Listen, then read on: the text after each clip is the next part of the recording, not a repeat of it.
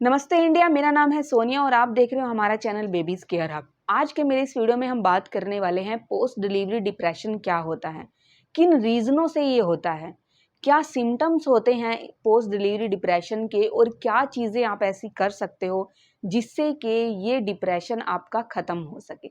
इसी के बारे में आज के मेरे इस वीडियो में हम बात करेंगे। तो चलिए वीडियो स्टार्ट करते हैं। सबसे पहली बात, पोस्ट डिलीवरी डिप्रेशन किन कारणों से होता है। देखिए, पोस्ट डिलीवरी डिप्रेशन होने के सिर्फ दो कारण होते हैं। सबसे पहला और most important, hormones changes. Pregnancy time पे हमारी बॉडी में बहुत अच्छे अच्छे हार्मोन्स होते हैं और अपने पीक लेवल पे होते हैं, बट जैसे ही डिलीवरी होती है सभी हार्मोन्स सडनली चेंज हो जाते हैं। हार्मोन्स चेंजेस के कारण ही डिलीवरी के बाद डिप्रेशन होता है। दूसरी चीज़, बॉडी को रेस्ट नहीं मिल पाता है। जैसे कि लेबर पेन स्टार्ट होता है, लेबर पेन स्टार्ट होने से भी 3-4 दिन पहले, डिलीवरी होने से 3-4 दिन पहले पेन स्टार्ट हो जाता है। अच्छे से सो नहीं पाते हैं। डिलीवरी के टाइम पे भी इतना ज़्यादा पेन होता है, बॉडी एकदम से ऐसा लगता है जैसे बॉडी टूट जाती है, इतना दर्द हमें होता है। और डिलीवरी के बाद फिर बेबी की केयर करना, बेबी को ब्रेस्ट फीड करवाना और साथ में स्टिचेस लगते हैं, उनका पेन, ब्लीडिंग होती है, उनका पेन, इतनी सारी चीज़ें एक साथ हो जाती है कि महिला की बॉडी को बिल्कुल भी रेस्ट नहीं मिल पाता है, जिसके कारण भी डिप्रेशन हो जाता है। क्या साइंस होते हैं डिप्रेशन के, कैसे पता चलेगा कि कहीं आपको पोस्ट डिलीवरी डिप्रेशन तो नहीं हो रहा है। सबसे पहला, नींद ना आना, या कभी कभी बहुत ज़्यादा नींद आना, या फिर कोशिश करने के बावजूद भी नींद ना आना, अच्छे से सो ना पाना। दूसरी चीज़, मूड स्विंग्स होना, जैसे ही बिना बात के रो देना, अकेला महसूस करना, चिड़चिड़ापन रहना, अगर कोई आपसे बात करता है तो बात करने का मन ना होना। कभी कभी जॉइंट फैमिली में अगर आप रहते हो, फैमिली का सपोर्ट मिलने के बावजूद भी ऐसा लगना कि नहीं, मैं अकेली हूँ, अकेला महसूस होना। रो देना छोटी छोटी बातों पे या बिना किसी बात के भी रोना। बहुत सारी ऐसी चीज़ें होती हैं। कभी कभी ऐसा लगता है कि हम बच्चे को संभाल नहीं पा रहे हैं, हम बच्चे की जिम्मेदारी उठा नहीं पा रहे हैं, मैं बच्चे को ब्रेस्ट फीड नहीं करवा पा रही हूँ अच्छे से, या मैं बेबी को अच्छे से होल्ड नहीं कर पा रही हूँ, मुझसे ये होगा या नहीं होगा, मैं कैसे ये सब कुछ मैनेज करूँगी। और कई बार क्या होता है कि अगर आप फैमिली में रह रहे हो और फैमिली के कई लोग बार बार आपको टोक देते हैं, जैसे, तो उनके टोकने से ऐसा लगता है जैसे हाँ सही बोल रहे हैं, मुझसे ये नहीं हो रहा है, पता नहीं मैं ये कर भी पाऊंगी या नहीं कर पाऊंगी। तो ये सारी चीज़ें ना आपको डिप्रेशन की तरफ ले जाती हैं और आपको पता भी नहीं चलता कि कई बार ये डिप्रेशन इतना ज़्यादा हो जाता है कि नेक्स्ट लेवल पे पहुंच जाता है। जिन महिलाओं को डिप्रेशन बहुत ज़्यादा हो जाता है उनको डॉक्टर से कंसल्ट करना पड़ता है, एंटी डिप्रेशन की मेडिसिन लेनी पड़ती है, कई बार तो डॉक्टर से काउंसलिंग करवानी पड़ती है। इसीलिए आज मैं आपको बताने जा रही हूँ कुछ ऐसी चीज़ें, अगर आपको ये सिम्टम्स मिलते हैं जो मैंने आपको बताए हैं, तो आप ये चीज़ समझ जाओ कि ये डिप्रेशन के ही सिम्टम्स हैं। आप इन्हें कैसे दूर कर सकते हो, अभी मैं आपको वो चीज़ें बताती हूँ। सबसे पहली बात, डिलीवरी होने के बाद जो एक सबसे पहली चीज़ है जो आपको डिप्रेशन से निकालेगी, आपको डिप्रेशन होने ही नहीं देगी, वो है सेल्फ कॉन्फिडेंस। कॉन्फिडेंट रहिए। जब आप बेबी को जन्म दे सकते हो, इतना दर्द सहन कर सकते हो, तो आप कुछ भी कर सकते हो। You can do anything. इसीलिए कभी भी ये स्ट्रेस नहीं लेना कि मैं बेबी को अच्छे से ब्रेस्ट फीड नहीं करवा पा रही हूँ, बेबी को होल्ड कैसे करूँ, मुझे तो ये आता भी नहीं है। फैमिली वाले बोलते हैं क्या तुझे ये नहीं आता, तुझे तो होल्ड करना भी, ये सारी बातें मत सोचो, ये सारी बातें अपने दिमाग में मत लाओ, आप सब कुछ कर सकते हो। देखिए, हर चीज़, वो एक कहावत है ना कि कोई भी अपनी माँ के पेट से सीख के नहीं आता है, सब कुछ सीखना पड़ता है।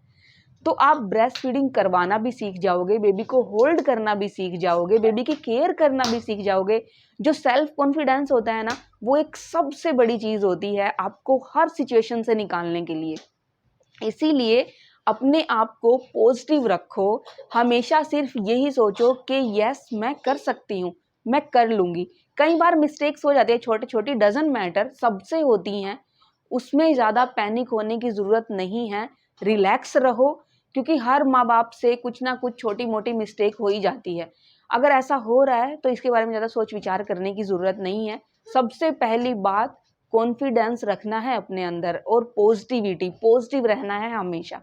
दूसरी बात, अगर आपको ऐसा लग रहा है ये सिम्टम्स आपको आ रहे हैं, तो आप घर से बाहर जाना स्टार्ट कर दो। मीन्स कि आप घर से बाहर मॉर्निंग या इवनिंग वॉक पे जाओ। फर्स्ट मंथ 1 महीना कंप्लीट होने के बाद बेबी की पहली वैक्सीनेशन हो जाती है। बेबी को भी आप बग्गी में लेके जा सकते हो। तो आप थोड़ा-सा बाहर घूमो, लोगों से मिलो, बातचीत करो, आपको भी अच्छा लगेगा, आपकी बॉडी भी फ्रेश फ़ील करेगी। तो वॉक के लिए ज़रूर जाओ। थर्ड चीज़, आप बॉडी मसाज ज़रूर करवाओ। देखिए, मैंने जैसा कि आपको स्टार्टिंग में ही बताया कि हमारी बॉडी में इतना पेन होता है डिलीवरी होने से पहले भी, डिलीवरी के बाद भी। तो बॉडी मसाज ना आपकी बॉडी के साथ-साथ आपके माइंड को भी रिलैक्स कर देती है। अपने हेड की चंपी करवाओ, बॉडी मसाज करवाओ कम से कम 30 से 40 मिनट तक। उससे आपको बहुत रिलैक्सेशन मिलेगी, बहुत अच्छा फ़ील होगा। तो इस चीज़ का आपको ध्यान रखना है डिलीवरी के बाद, डिलीवरी सिज़ेरियन हो या नॉर्मल हो, आपको बॉडी मसाज ज़रूर करवाना है। नंबर 4, अगर आपकी डिलीवरी गर्मियों में हुई है तो एक नारियल पानी डेली पियो। नारियल पानी पीने से एक अच्छे वाली फीलिंग्स आती हैं और नारियल पानी ना एक तरह से जो हैप्पीनेस के हार्मोन्स होता है उनको इंक्रीज़ करता है। तो आपको एक नारियल पानी डेली पीना चाहिए। नंबर 5, आपको 6 महीने तक कम से कम अपनी डाइट को अच्छे से अच्छा रखना चाहिए, क्योंकि जब आपकी डिलीवरी होती है तो बॉडी को अंदर से रिकवर करने के लिए अच्छी डाइट की भी बहुत ज़्यादा ज़रूरत होती है।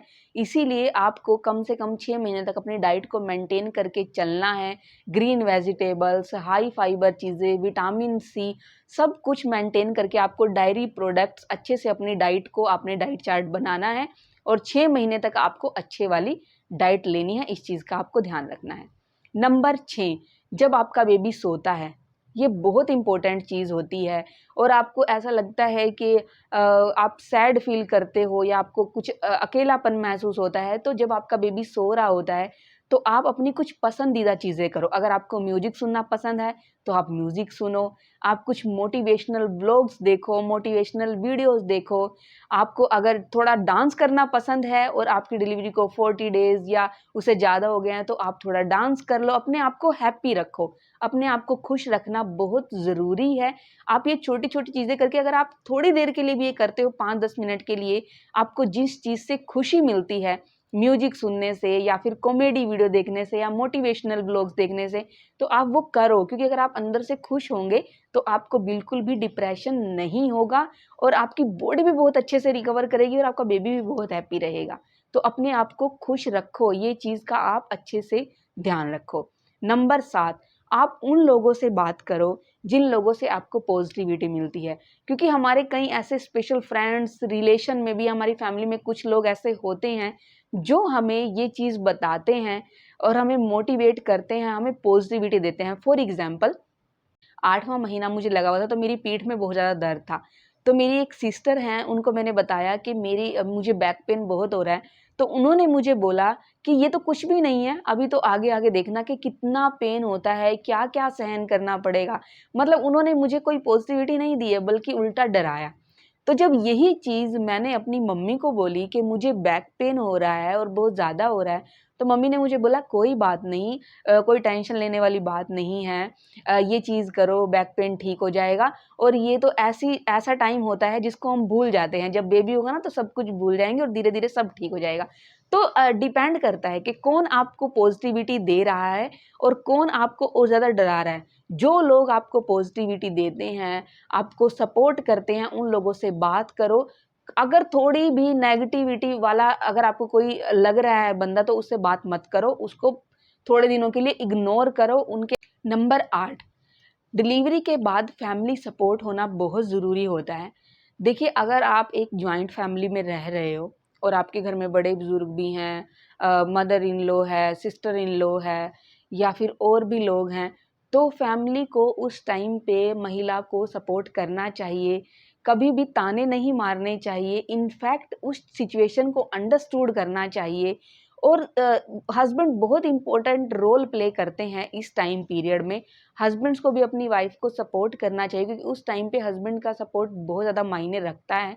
अगर आप अपने वाइफ को मेंटली सपोर्ट कर रहे हो, उनको पॉजिटिविटी दे रहे हो, यस आप कर सकते हो, उनको बोलो, उनको समझाओ। इस टाइम पे फैमिली का और हस्बैंड का जो सपोर्ट होता है, वो महिला के लिए बहुत ही ज़्यादा ज़रूरी होता है और इससे महिला बहुत जल्दी रिकवर करते हैं और उनको कोई भी किसी तरह का डिप्रेशन नहीं होता है। इसीलिए लेडीज़ जिनकी डिलीवरी होने वाली है या जिनकी डिलीवरी हो चुकी है, उनको सिर्फ मैं यही बोलना चाहती हूँ कि खुद को खुश रखो, कुछ टाइम खुद के लिए भी निकालो। जिस चीज़ से आपको हैप्पीनेस मिलती है वो चीज़ करो, थोड़ा बाहर घूमो, अपना ख्याल रखो, क्योंकि आप जितना अपना ख्याल रखोगे, जितना आप खुश रहोगे, उतना ही आपका बेबी खुश रहेगा और उतनी ही आप बेबी की अच्छे से देखभाल कर पाओगे। वो जो स्पेसिफिक टाइम पीरियड होता है उसमें आपको डिप्रेशन नाम की कोई चीज़ नहीं होगी। इस चीज़ का आपको ध्यान रखना है। सेल्फ कॉन्फिडेंस सबसे ज़्यादा ज़रूरी है कि यस, और वैसे भी मदर हर चीज़ कर सकती है। कभी-कभी हमें ऐसा लगता है जो लोग सिंगल फैमिली में रहते हैं, क्योंकि मैं सिंगल फैमिली में रहती हूँ, जब स्टार्टिंग में मुझे मेरे साथ ये सब कुछ हुआ था तो मुझे भी ऐसा लगता था कि मैं कैसे करूँगी? बेबी को एक हाथ से लेके और एक हाथ से रोटी बेलना, बहुत सारे ऐसे काम होते हैं। हमें बेबी की भी केयर करनी होती है, अगर हस्बैंड ऑफ़िस में वर्क करते हैं, उनको भी देख-रेख करनी होती है, उनको भी टाइम पे खाना चाहिए होता है, कपड़े चाहिए, सब कुछ चाहिए होता है। बट मदर हर चीज़ कर सकती है, आपको अपने अंदर ये कॉन्फिडेंस रखना है। अब मेरा बेटा 4 साल का है और अब जब मैं उस बीते हुए टाइम के बारे में सोचती हूँ, जब वो बहुत छोटा था 1 साल तक मुझे कितनी सारी परेशानियाँ हुई, कभी ये काम पड़ा हुआ है लेकिन बेबी के पास ही बैठना है, घर के सारे काम छोड़-छाड़ के सिर्फ़ बेबी की टेक केयर करना। बट आज जब उस टाइम के बारे में सोचती हूँ, तो ये लगता है कि मैं ईज़िली कर सकती थी, मुझे ज़्यादा टेंशन लेने की ज़रूरत नहीं थी और मैंने कर भी लिया। तो इसीलिए कभी भी टेंशन मत लो, अगर आप सिंगल फैमिली में भी रह रहे हो, तो सिर्फ़ कॉन्फिडेंस रखो, पॉज़िटिविटी रखो कि आप कर सकते हो और जब वो टाइम गुज़र जाएगा तब आपको अपने आप पे प्राउड भी होगा कि यस, आपने कर दिया है। ये चीज़ आपको ध्यान रखनी है, आपको कभी भी डिप्रेशन की प्रॉब्लम नहीं होगी। आई होप कि आपको मेरा ये वीडियो अच्छा लगा होगा, अगर अच्छा लगे तो प्लीज़ शेयर करना और वीडियो को लाइक ज़रूर कर देना। चैनल पे नए हैं तो चैनल को सब्सक्राइब कर लेना, बेल आइकन पे प्रेस कर देना ताकि आने वाली हर नई और इन्फॉर्मेटिव वीडियो का नोटिफ़िकेशन आपको मिल सके। Thank you so much, thank you for watching.